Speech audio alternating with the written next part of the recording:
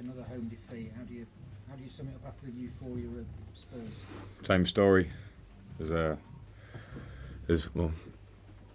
few of the last home games. Every game's different. Spurs was different.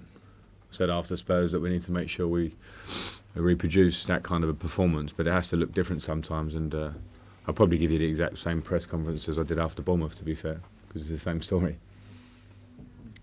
How do you alter that? Well, we have to work. The players have to, said it before, go 1v1 if you're an offensive player. Play around the corner, join, mix up your game, and break defensive lines, because teams aren't stupid, they're well organised, and we need to do more in an attacking sense. You can't have near on 70% of possession and control, particularly a first half, and not do more, not hit better crosses, not hit better final passes, not get more clear chances at goal from our point of view. Frank, after Bournemouth, you talked about personality on the ball. You actually used the word balls.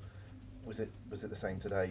Well, I think personality comes in lots of different ways. I thought we saw it in a real nice mix against Tottenham, and today the personality is more in a football sense of finding, as I say, taking the ball in tight spaces and delivering something, and we didn't do it.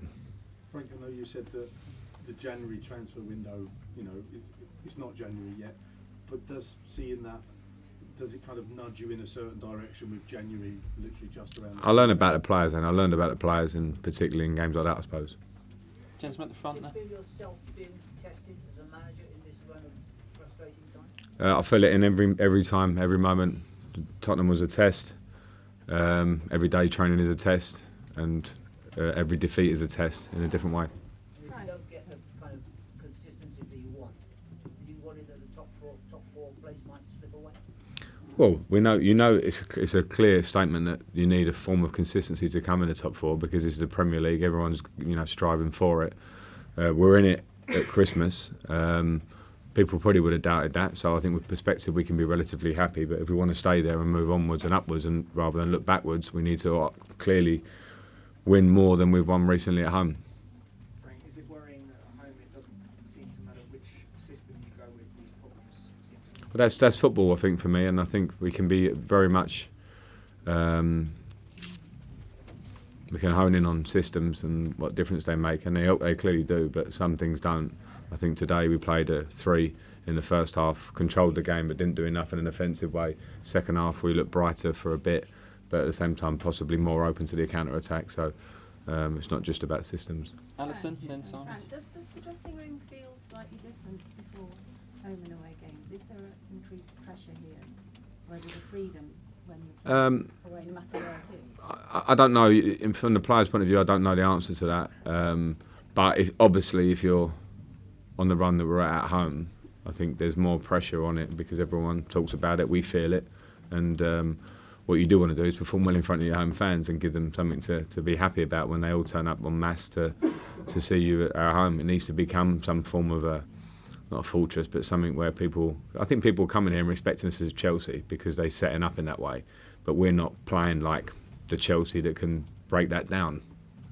It's the first time, I think, for more than 8 years that Chelsea's lost back-to-back Premier League games. I mean, that's a stat in itself that shows where the club is expected to be, isn't it, and where it is now. I think it's a stat in isolation because because the first time we've lost 2 back-to-back home games in the Premier League. Yeah. Since October, November of 20. Yeah, I think that's a stat in isolation that you could probably pluck, and I could probably pluck a good one from beating Tottenham away at their new stadium, and we've beat them at 3 of their stadiums or whatever it is.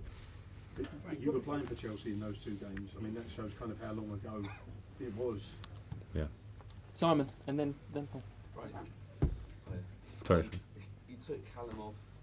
The crowd seems to be getting on his case a little bit at times.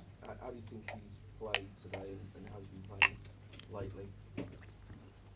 I thought he put a lot of effort in today, and he was trying things, making runs. It wasn't quite coming off for him in the first half. I thought actually in his general performance. So I think he's come off the back of a big injury, and I think there's certainly a period where we have to give him and stick with him through that. He's very young. A lot of talk last year about contract and would he or wouldn't he, and now he has. And he's in a period now where he has to get his head down and work, and he knows that, to show what he can be for this club. It's obviously down to him now. But I showed faith in him playing today, and I will continue to do that. But we also have to go with him a little bit. And I've sat here and I've probably been relatively harsh on Callum a couple of times. I don't think now is absolutely the moment to do that, because I think I saw today an effort and a desire. I've seen it in training this last couple of weeks. Yeah.